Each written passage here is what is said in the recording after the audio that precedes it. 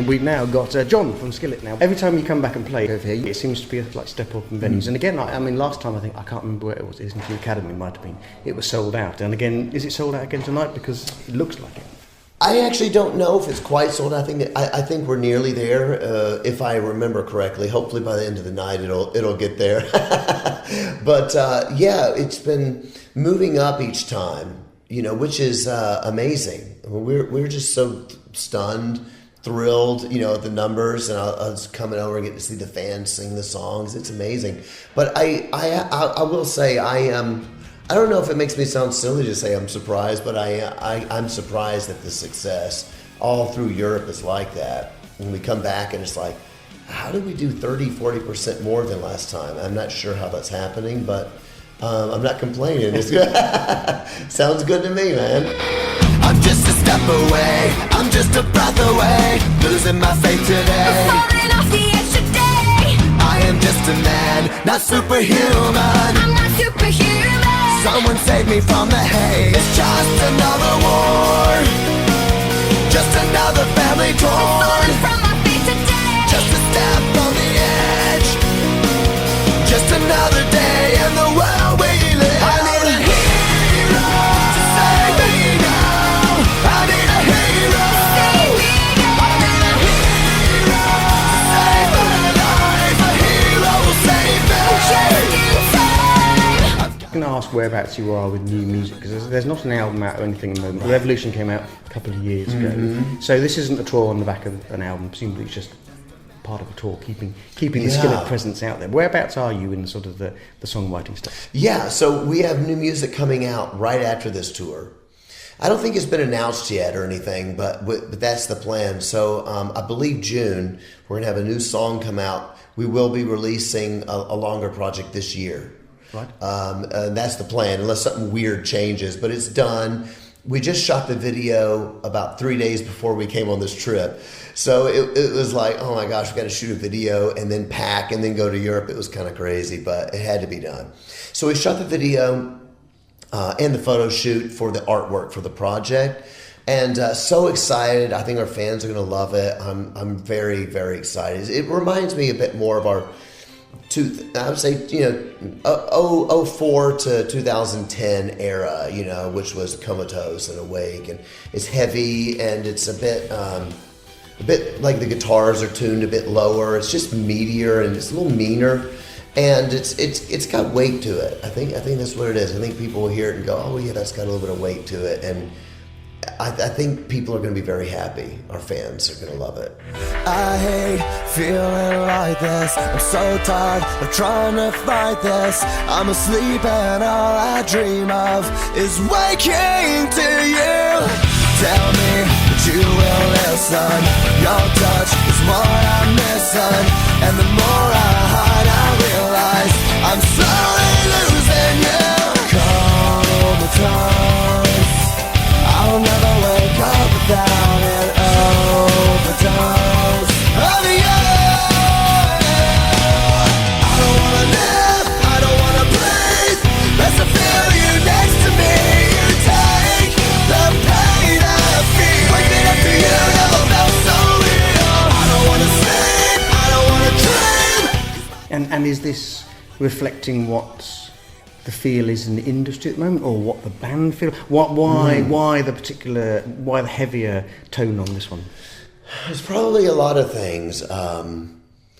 I think I would say there's been a lot happen in our lives in the last couple of years, personally, and it's not things I've shared much about, and I probably wouldn't say too much except to let fans know we're okay. No one is unhealthy or sick or anything like that.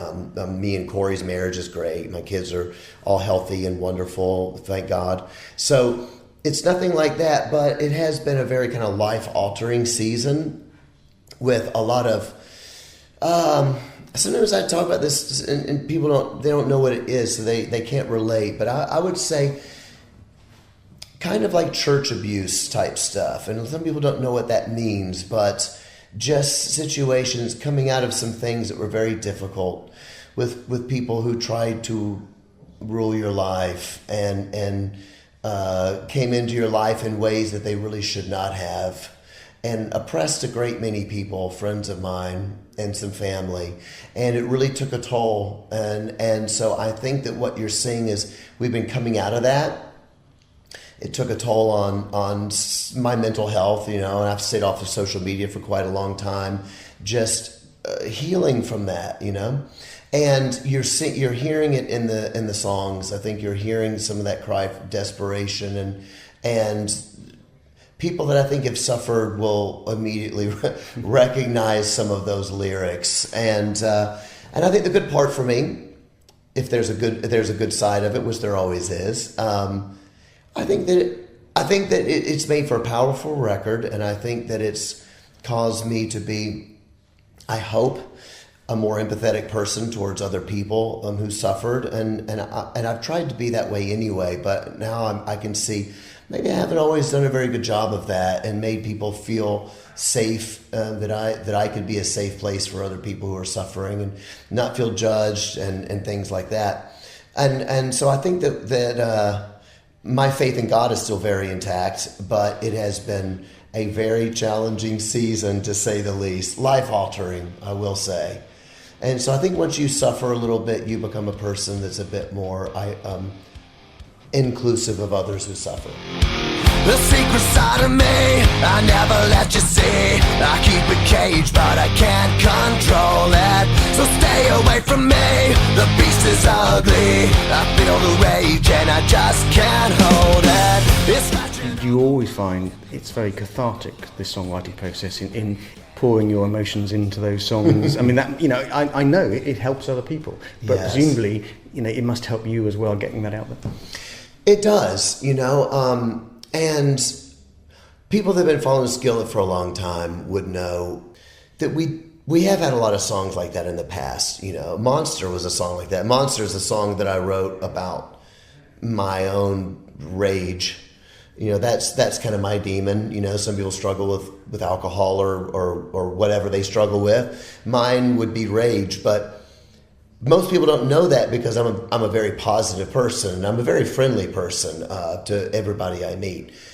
But every once in a while, something will take over me, and I will become somebody I don't recognize and scare my kids or scare my wife. And that's a really evil thing. I hate it about myself, and that's what Monster's about. So these songs are there, but also I think the overriding force of Skillet is one of hope and one of you can overcome these things. So there's this very positive, but even when we're singing Feel Invincible, I feel invincible. It's very powerful. But that also, as you say, is very cathartic of I am not giving in to the darkness, and I'm saying, no, I'm not doing that. I'm going to keep fighting. So even those positive songs have this sort of you can make it vibe. I want people to make it. I want you to make it to another day. So it's always been that way, but I do think, yes, it's cathartic that you get these songs out and there's a lot of yourself in it and your own emotions in it. You feel them very deeply when they're these kinds of songs. And I think it's been a minute since I wrote something that I feel that's that raw. Maybe that's what I'll say, because I would say this has been the hardest years of my life since I was a teenager. Since my mom died when I was 15, me and my dad fought. Those years, that's when the monster was out the most. And I used to fantasize about hurting people and hurting my own dad and things like that, which I'm really ashamed to admit. I'm not ashamed. It's a horrible thing, but I admit it to people so that if they're listening and they hate themselves, you're not alone. People have these dark things. Do not act on them. There is hope from that. But I haven't been that angry in a very long time. And it's been a very hard couple of years, and you'll probably hear it on the record. Hiding under the bed, in my body and my head. Why won't somebody come and save me from this? Make it end. I feel it deep within. It's just beneath the skin. I must confess that I feel like a monster. I hate what I've become. The nightmare's just begun. I must confess that I feel like a monster. I feel like a monster. I okay, well, I'm very sorry to hear. I'm very sorry to hear Oh, that. that's all right. That was so intense and raw. I hope you don't mind me going that raw, but that's the way it is. Well, I mean, I imagine it makes for a good record and good recording because it sounds like there's a lot of you, there's a lot of passion in there, and I look forward to hearing your new music. Well, thank you. But and you mentioned about like social media. I know we've talked in the past, and I know that you have always been quite vocal about opinions and things like that, and often that's jumped upon by people. And we've discussed in the past that if you take it out of context, if you take little chunks of it or don't understand it or read things into it, then often you get a lot of hate, and you have had a lot of hate and things over in the past. And that also must be bad for your mental health and things like that. I mean, is that whole social media thing something that you have to be a part of it in this industry? Right. But it's got its good sides, it's good and its evil sides, isn't it? Yeah, I think it's one of those things that I think can be used for good or used for not good, and I think in the last couple of years, namely the last year and a half, I've kind of tried to kind of steer back into my lane, which I feel like is music, play music, hopefully be a force to unify more than to make people mad. I do think anytime you share your opinion, you're going to make people mad, and I feel like sometimes people get a little too angry about something just because somebody thinks something you disagree with. But I do understand that's the nature of social media, and I do think it's caused me to rethink if that's really something that I want to do. For me personally, maybe it's just my personality, or maybe it's because of my generation as well. I don't get mad if somebody posts something on social media that I disagree with. It just doesn't bother me, even if it's a really good friend of mine, and they might say something about my religion that's really negative. I might be like, bro, that's kind of harsh, but I would still be friends with them. I wouldn't be like, go to hell. It's somebody's opinion. I don't really understand what the big deal is, but I do think that I've rethought that. Just because I take it that way doesn't mean that everybody does. And just because I don't think they should get so angry doesn't mean that I should tell them how to think. I don't want to tell people how to think anymore. I just want to stay in my lane, do music. I'm still very much a person of faith. I will always talk about my faith in God because my faith in God is what got me out of those dark feelings I shared earlier. I am ashamed of how I used to feel about hurting people. It's a terrible thing, especially my own father. That's so dark. By the way, me and my dad have a really good relationship today. We're friends, and I love my dad, and he loves me, and that's a wonderful thing, especially because, he's not going to be around forever, right? He's nearly 80 now. But that's only made possible because of my faith in God. That healed me, and that's what's healing me again. So I'm always going to talk about that, but I think maybe just, for me, I want to play music, stick in my lane, and if I really feel I need to say something about something, then maybe I will in the future. But for now, let's play some music and hopefully be an encouragement to people who are suffering all sorts of stuff. The world around me is lost in misery. The only good I've got in my life is you. No meaning, no other reason. When everything feels wrong, I feel right with you. So madly, desperate, deeply obsessed. Your love is better than life to me. Can I have this moment forever? Take me to the beginning. You are what I believe. I'll never die for you. This is all that I need.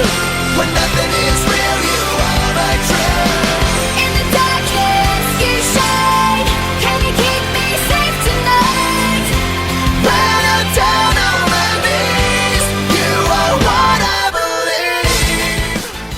Because sometimes I mean, I find when I've interviewed bands, I mean, I don't care whether you're black or you're white, whether you're gay, whether you're straight, whether you're Christian or satanic metal, as long as you play good tunes and I enjoy it and it's entertaining, then. But I know a lot of people, as soon as you say they're a Christian rock band, people get it puts people off without even listening to some of the music. But I know people like Jacoby from Papa Roach and then Blackstone Cherry have been posted, I think, recently about their faith and things like that, and that it seems to be more inclusive these days, or more acceptable these days, and that seems a strange thing to say about faith. When at one stage it was the default. Now, and I think what I like about Skillet songs is you can listen to a Skillet song and you can enjoy it on one level, and then if you read into it your Christian beliefs, then you can enjoy it on another. But you don't have to. It's not exclusive. Yeah, it's a really funny thing you're saying.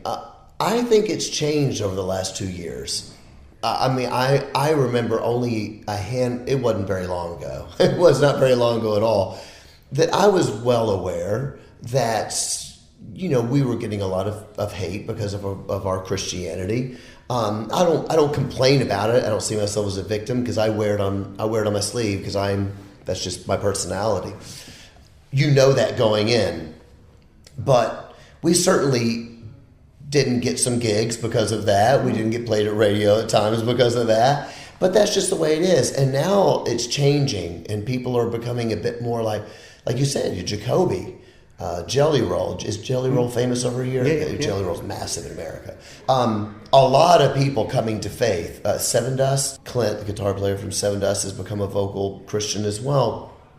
So it is kind of in the process of changing. I think it's a beautiful thing because really, this is the ironic thing, is that actually rock and roll did actually start from gospel music. So, Elvis was a Christian. Johnny Cash was a Christian.